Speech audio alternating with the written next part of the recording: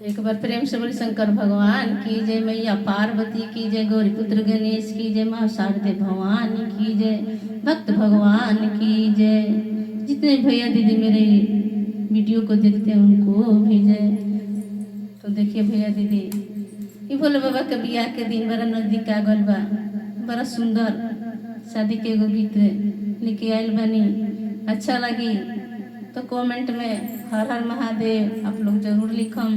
तो देखिए कैसे कहे के बा। तो हमरा गौरा जी के गोरे गोरे हाथ हो में हदिया बड़ा नीक लागेला। तो हमरा